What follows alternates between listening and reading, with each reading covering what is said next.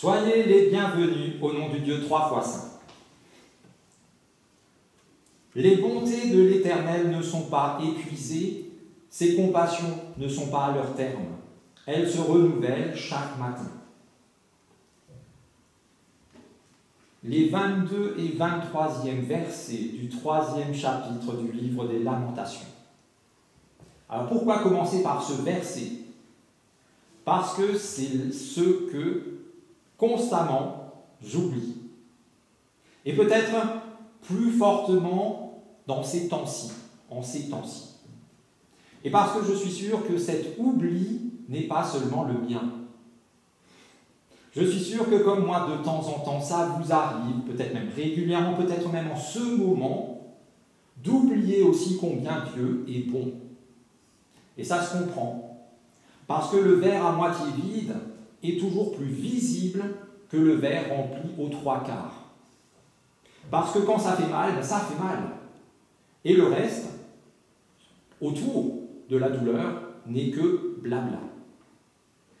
Et pourtant, quand humblement et avec foi on ouvre les yeux sur notre vie, on voit forcément qu'en dépit des difficultés auxquelles nous sommes soumis, Dieu est bon et pas qu'un peu. Et pour cette réalité dont on n'a pas assez conscience, on l'oublie trop souvent, et là on peut déjà lui dire merci. Et c'est le prochain chant. Alors normalement, on aurait au moins une montée. Normalement même, à la base, il y a une montée chaque strophe, de plus en plus haut. Et pour me faciliter la tâche, on ne va pas bouger du début à la fin. Comme ça, voilà, on n'aura aucune excuse pour le demi-tour. Je vais mettre à côté du micro. C'est mieux. Voilà. Bon, c'est trop.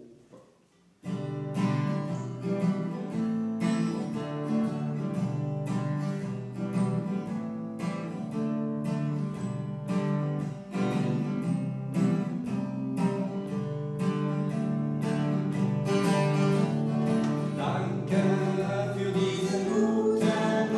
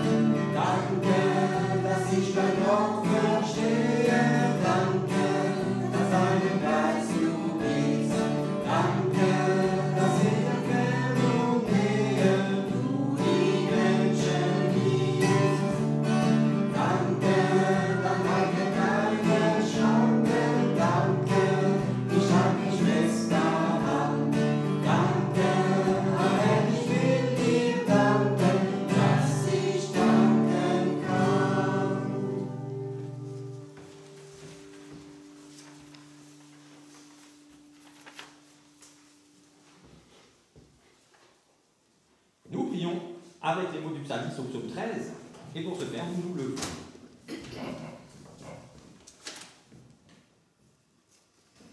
Jusqu'à quand, Seigneur, m'oublieras-tu sans cesse?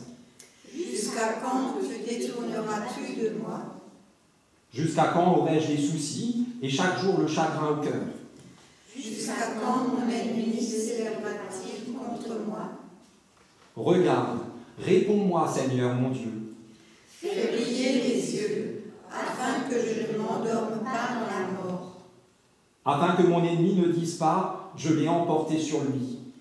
Et que mes adversaires ne soient pas dans l'allégresse, si je vacille. Moi, j'ai mis ma confiance en ta fidélité. Mon cœur trouve de l'allégresse en ton salut. Je chanterai pour le Seigneur. Car il m'a fait du bien. Amen. Vous pouvez reprendre place.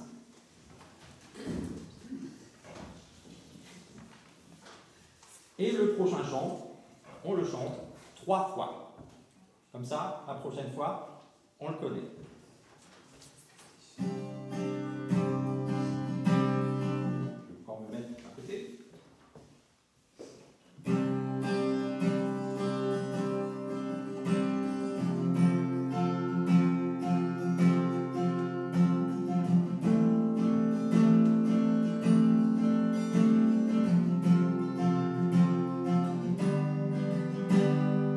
Tes bontés se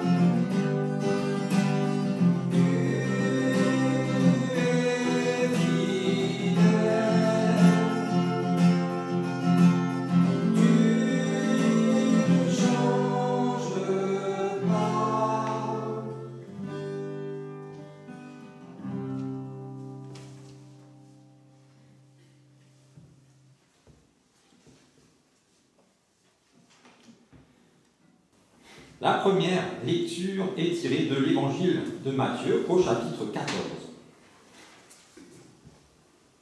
Après avoir nourri plus de 5000 personnes avec 5 pains et 2 poissons, Jésus obligea les disciples à monter dans le bateau et à le précéder sur l'autre rive, pendant que lui renverrait les foules.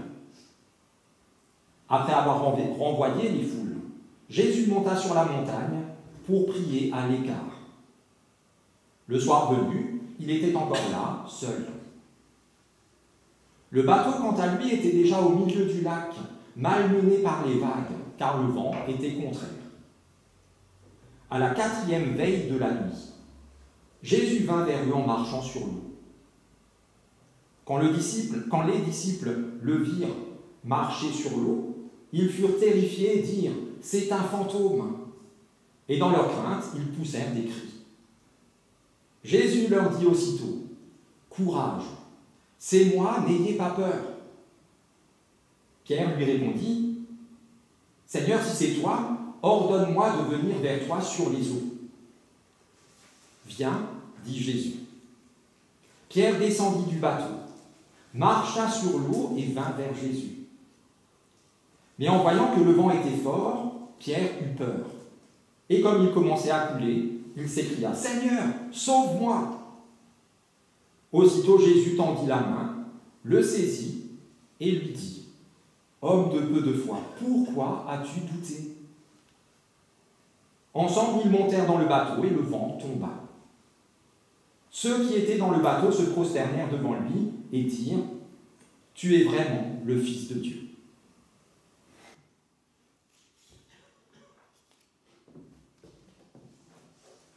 Alors le prochain chant, je l'aime beaucoup, mais je ne sais pas le jouer. Donc, voilà. Ça va être du live, vraiment du live. Parfois je fais des pauses, parfois pas. Pour la guitare, il ne faudrait pas de pause, pour le chant, il en faudrait plus. Et donc, laissez-vous porter, ou mieux, emmenez-moi avec vous.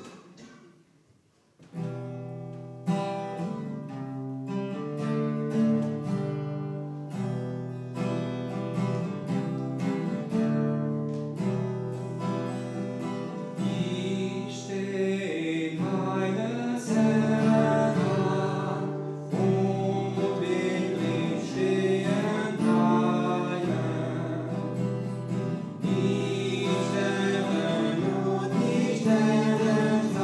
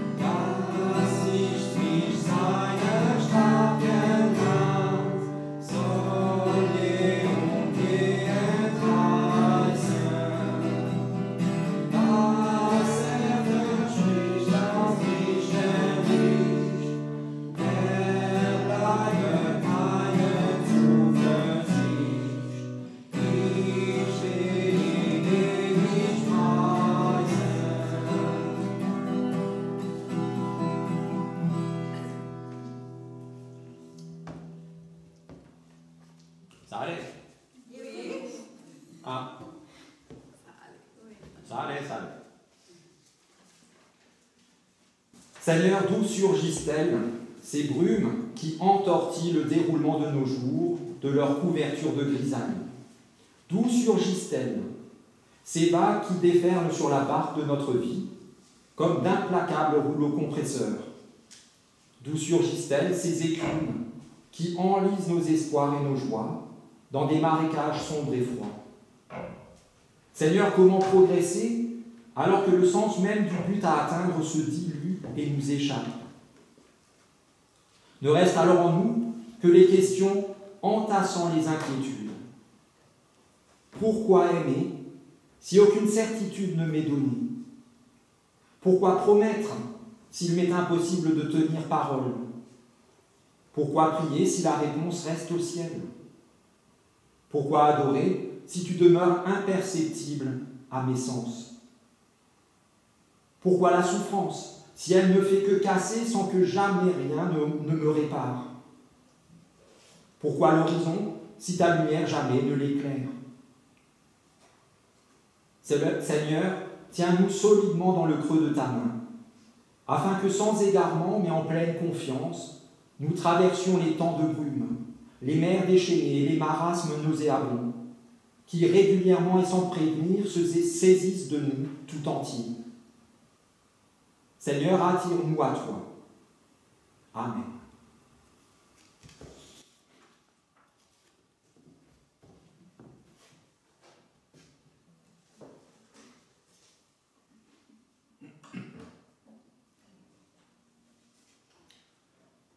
Seigneur, attire mon cœur à toi.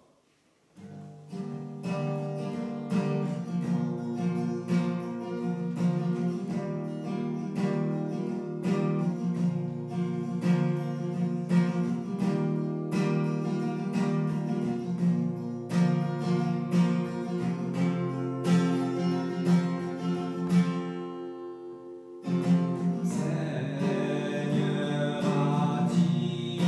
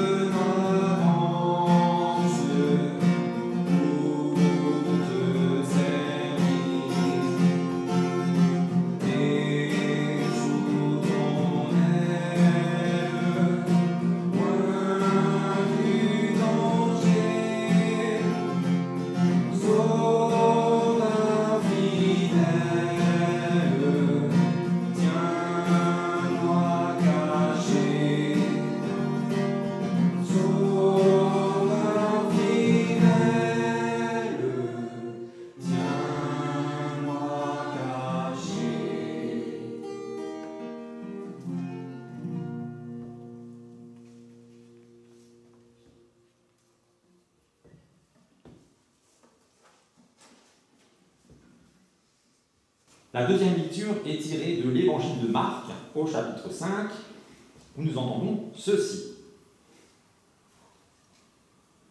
Jésus était à Capernaum.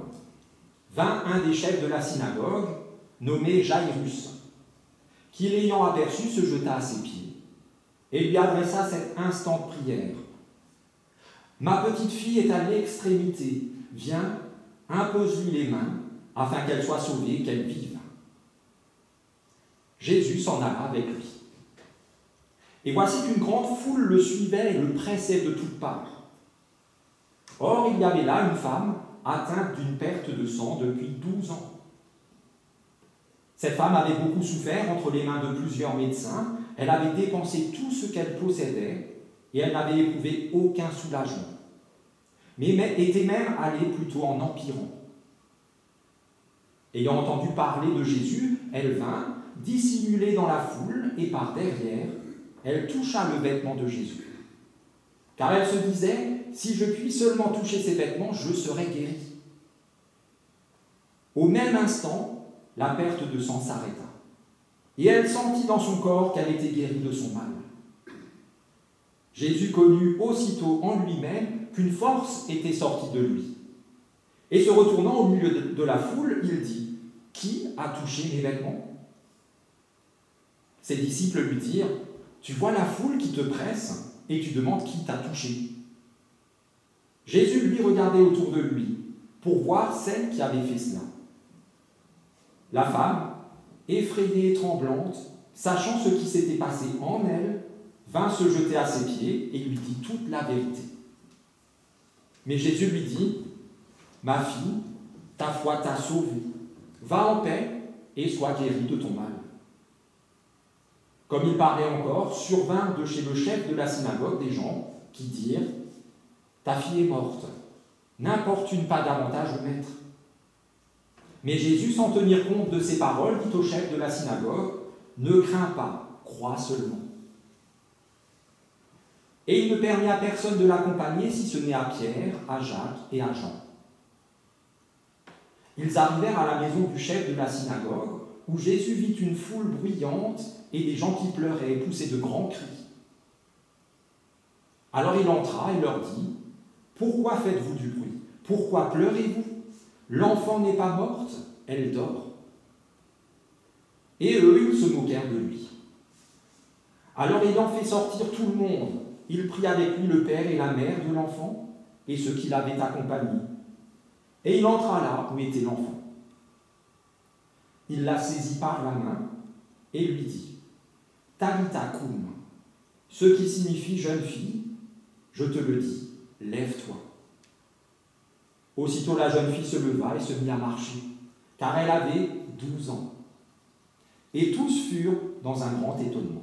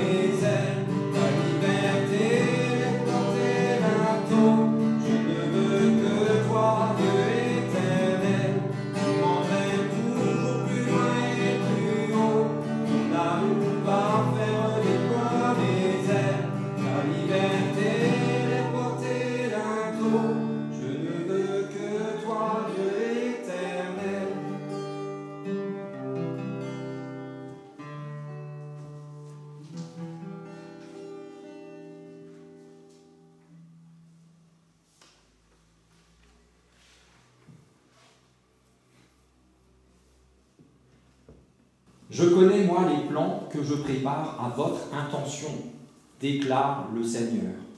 Non pas des plans de malheur, mais des plans de paix, afin de vous donner un avenir et une espérance. Dieu sait, il connaît ta réalité, il connaît ton état, tes déserts, tes naufrages. Il connaît tes faiblesses, tes peurs, tes attentes et tes besoins. Dieu sait ce que tu vis, il le sait divinement, il est Dieu. Et en plus, en tant qu'humain, il a lui-même vécu, cheminé, traversé tout et plus de ces douloureux chemins qui sont les tiens. Et il t'assure, il te promet, il te donne sa parole, c'est le meilleur qu'il veut pour toi. Il te prépare rien de moins qu'un avenir et une espérance. Un avenir parce que ta vie ne se limite pas à ici et à maintenant. Ta vie a commencé en même temps que l'univers et elle se poursuivra bien après que ce monde-ci soit passé. Ta vie a commencé dans les bras de Dieu et à la grâce de Dieu, c'est là qu'elle se poursuivra bien après que ce monde-ci soit passé. Et avec cet avenir, il te prépare aussi une espérance, exactement pour les mêmes raisons. Dieu est ton origine et ta destinée. Alors n'oublie pas, ne reste pas dans l'inconscience, mais rappelle-toi maintenant et toujours que Dieu est bon et que ses bontés ne s'épuisent pas à chaque nouveau matin, il les renouvelle pour toi. Et ne crois pas que lui t'oublie. Ne crois pas qu'à ses yeux tu es sans valeur. Ne crois pas que tu pourrais tomber si bas, que ce serait trop bas pour sa main ou pour son cœur. Parce que ta réalité est aussi celle-ci. Dieu s'est suffisamment approché de toi pour que tu puisses, en tendant la main, toucher sa grâce.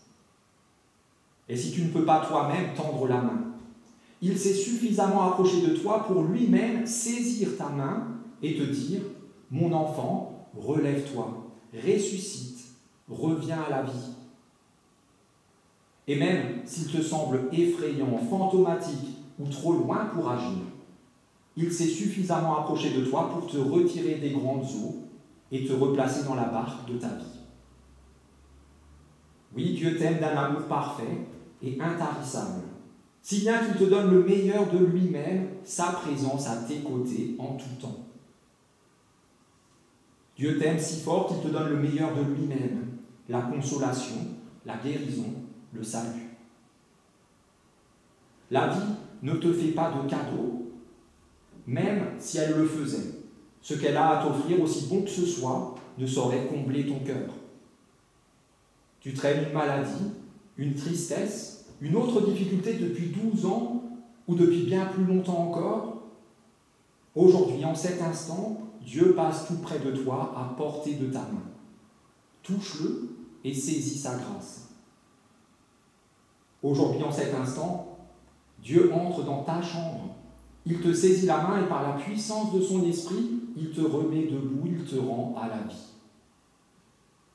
Aujourd'hui, en cet instant, Dieu calme la tempête qui menace de t'engloutir. Et voici qu'il se tient près de toi, pilier de ta foi, capitaine de ton âme. Amen.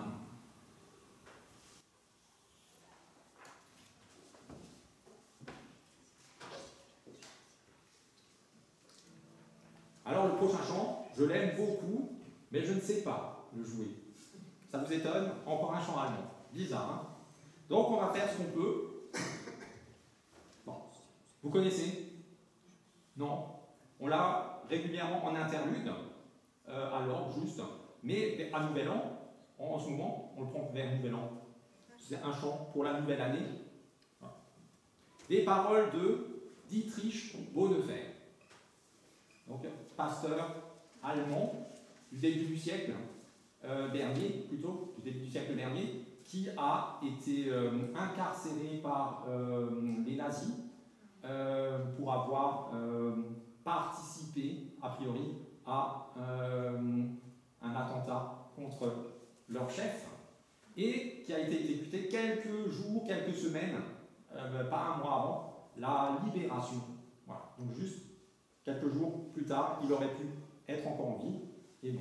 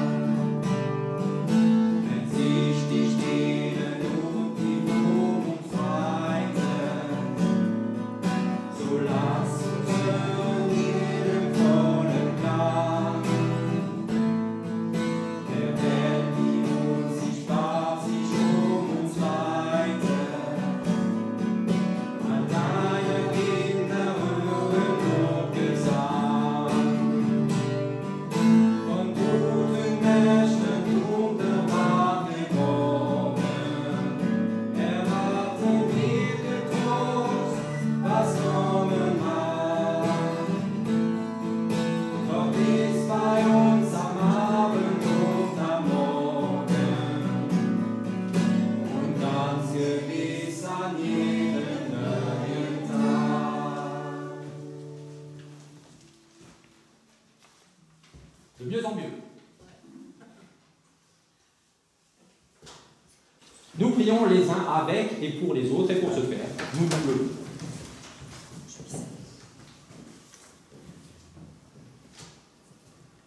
Seigneur Jésus, Fils de Dieu et Sauveur des humains, tu es le chemin qui nous mène au Père.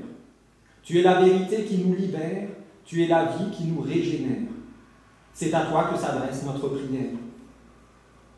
Dans la cohue des voix et des bruits qui nous entourent, aiguise notre oreille pour qu'elle n'entende que toi, notre œil pour qu'il ne voie que toi, et notre cœur pour qu'il ne fasse confiance qu'à toi.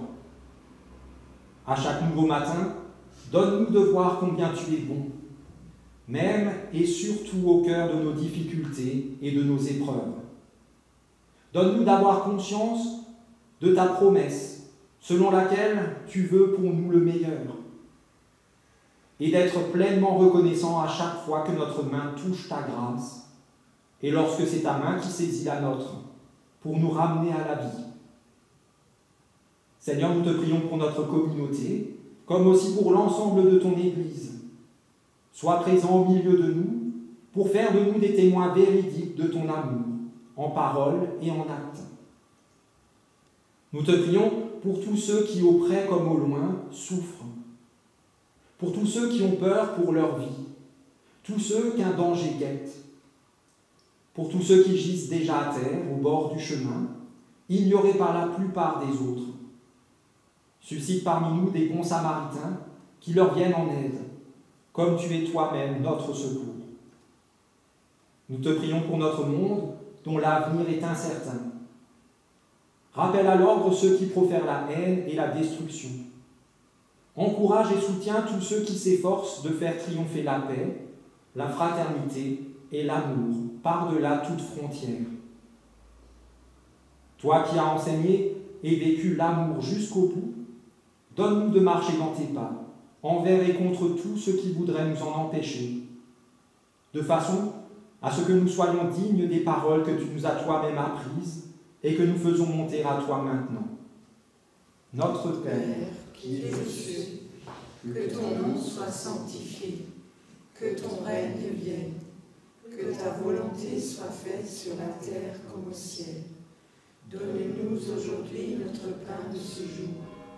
Pardonne-nous nos offenses, comme nous pardonnons aussi à ceux qui nous ont offensés. Et ne nous laisse pas entrer en tentation, mais délivre-nous du mal, car c'est à toi qu'appartiennent le règne, la puissance et la gloire, pour les siècles des siècles. Amen. Vous pouvez reprendre place. Comme la semaine dernière, je n'ai rien noté, mais j'ai 2-3 choses en tête. Mardi, à 18h30, rendez-vous, pour ceux qui veulent se promener et se délasser le tout en même temps, juste quasiment au pied du Basberg, en passant par la rue du Basberg, dans Bouxwiller. C'est en face de l'école primaire, la rue qui monte. Hop, et tout au bout de la rue, il y a des places de stationnement. C'est près du, comment on appelle ça, le réservoir. Ouais, le château de Nantes. Voilà, voilà.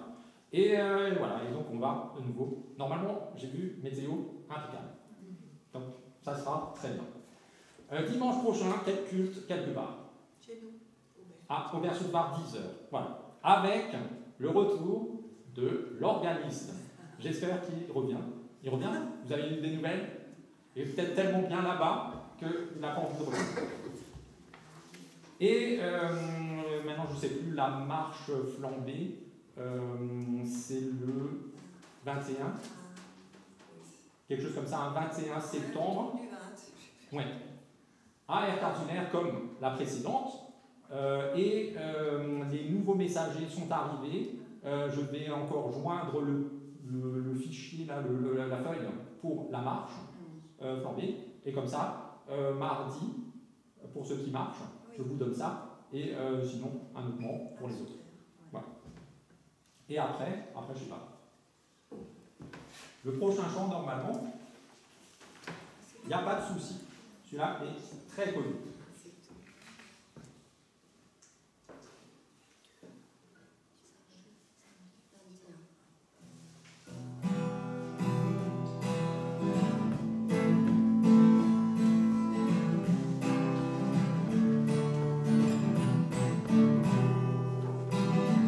Nous sommes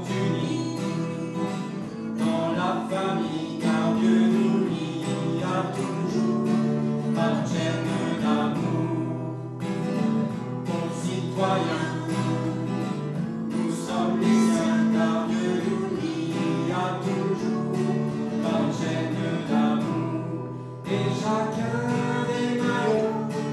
Dieu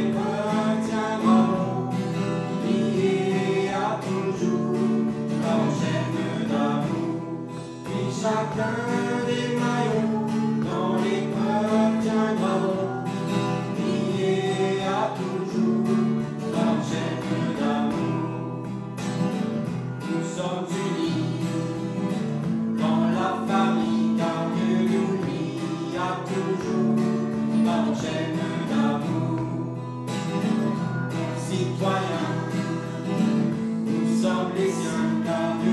lie à toujours.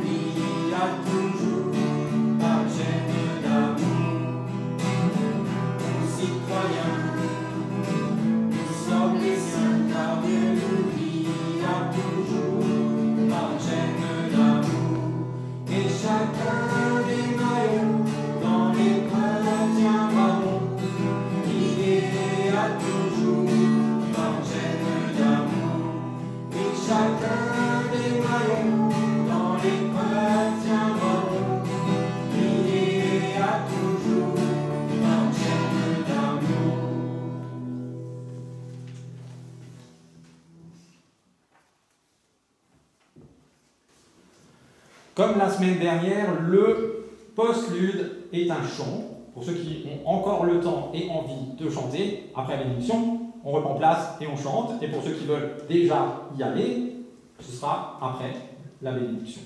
Et donc, pour l'instant, nous nous levons. Allons dans cette journée et dans nos vies, encouragés et affermis par cette parole du prophète Ésaïe, qui dit ceci. Ceux qui se confient en l'Éternel renouvellent leur force. Ils prennent leur essor comme les aigles. Ils courent et ne se fatiguent pas. Ils marchent et ne s'épuisent pas. Plein d'espérance, déploie tes ailes et prends ton envol. Vers l'avenir radieux que Dieu te prépare. Il est ta source, il est ton moteur, il est ton but. Il est celui qui, en tout instant de ta vie, te bénit. C'est pourquoi, en vérité, je te le dis, tu es béni. Amen.